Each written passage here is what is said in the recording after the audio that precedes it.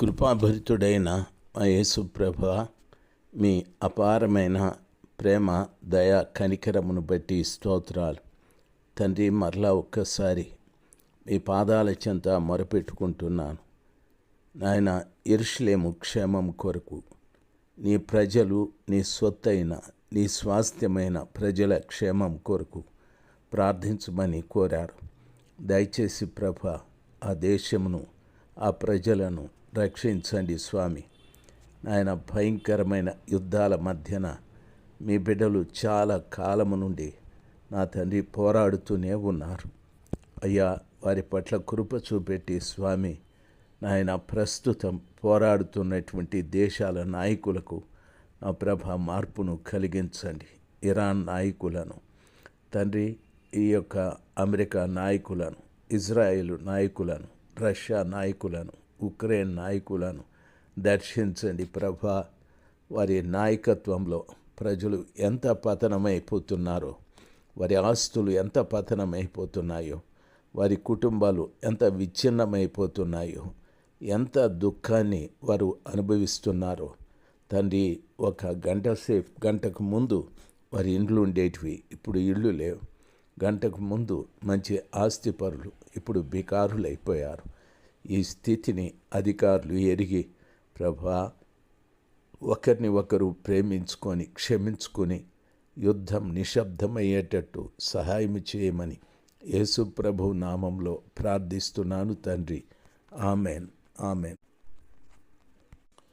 మార్చి మాసం 17వ తారీఖు 2026 మంగళవారం.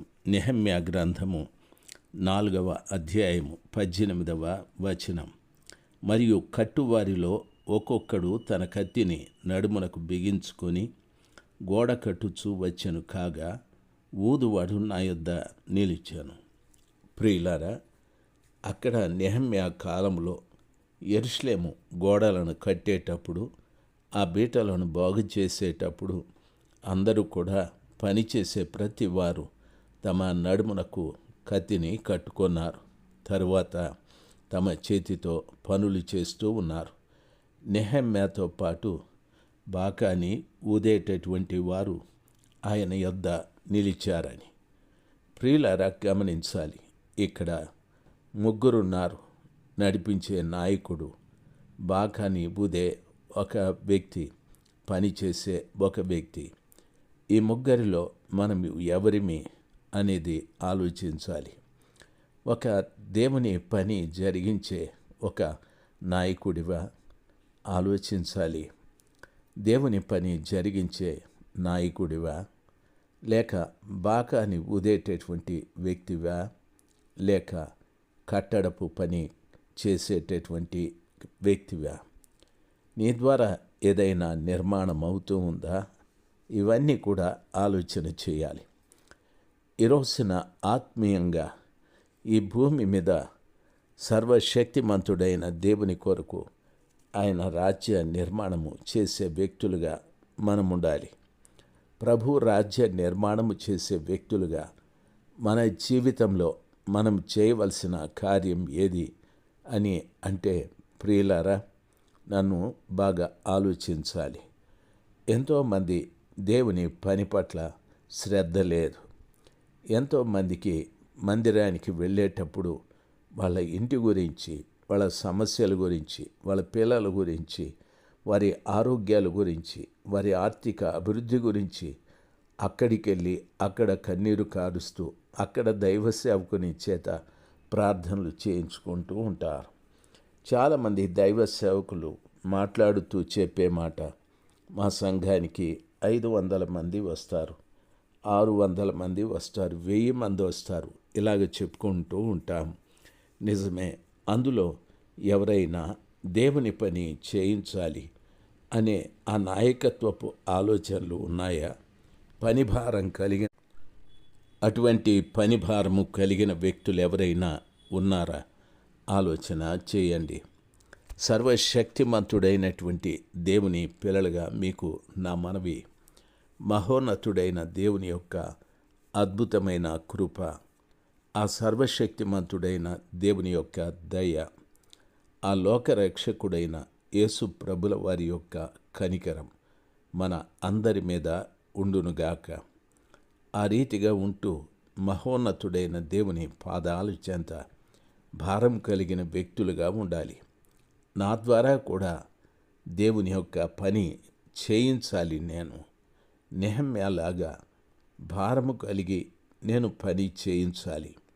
ఈ పడిపోయిన చెత్తగా మారిన రాళ్ల కుప్పగా మారిన ఈ ప్రదేశాలకు ఒక రూపును కల్పించాలి అనేటటువంటి భారం కలిగిన వ్యక్తిగా మారాలి.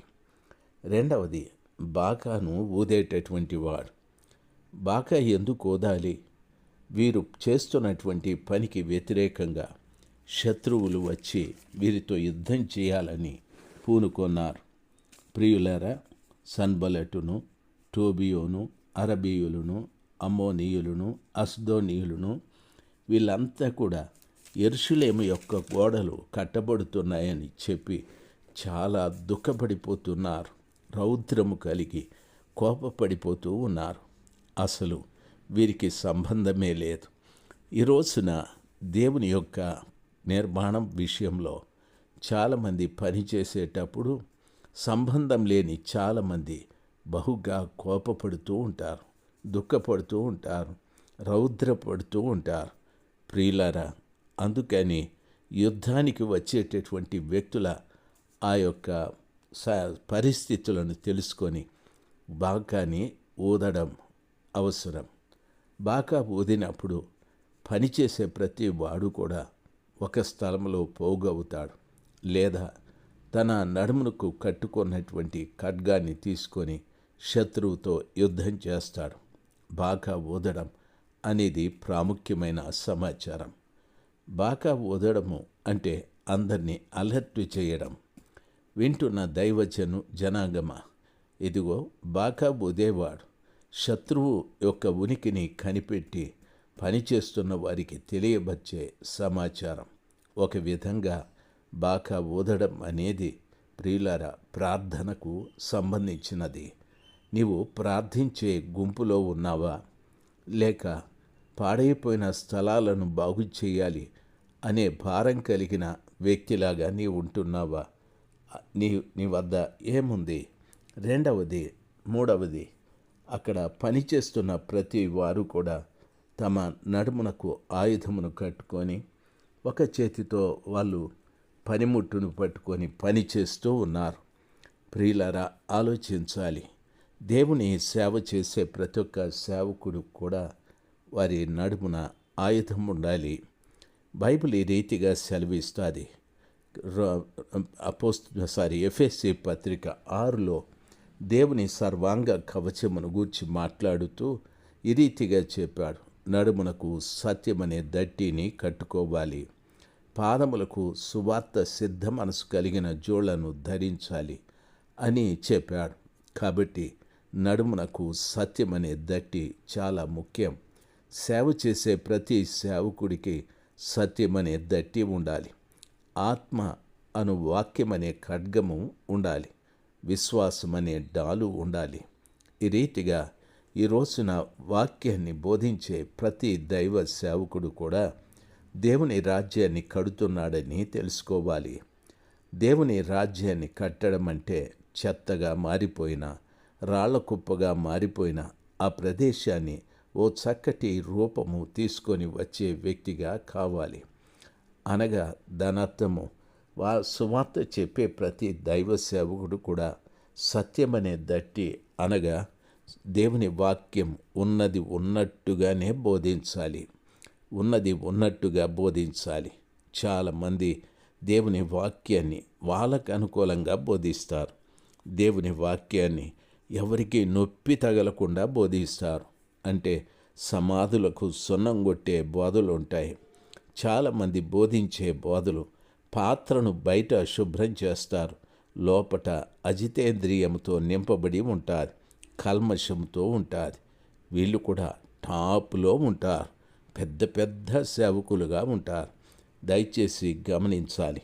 సేవకు వాక్యాన్ని బోధించే ప్రతి దైవ సేవకునితో నేను చెప్పే మాట, నీ నడుమునకు సత్యమనే దట్టి ఉందా? నీ చేతిలో ఆత్మ అను వాక్యమనే ఖడ్గం ఉందా? నీ చేతిలో విశ్వాసమనే డాలు ఉందా? నీ పాదములకు సువార్త సిద్ధ మనసు కలిగిన జోళ్ళు ఉన్నాయా?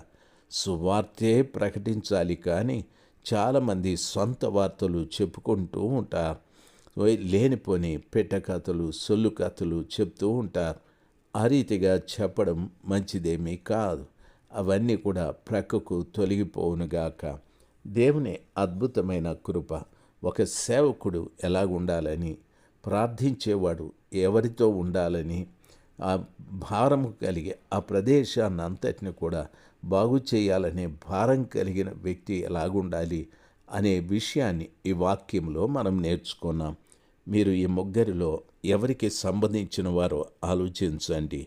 ఒకవేళ దేనికి సంబంధించని వారైతే మీరు సోమరులు, బాధ్యత రహితులు అనేటటువంటిది తెలుసుకోనండి. దేవుడు మిమ్మల్ని ఏనాటికి కూడా ఆయన క్షమించడు, అంగీకరించడు. 18వ వచనము పూర్తయిపోయాది. ఆమెన్. ఆమెన్.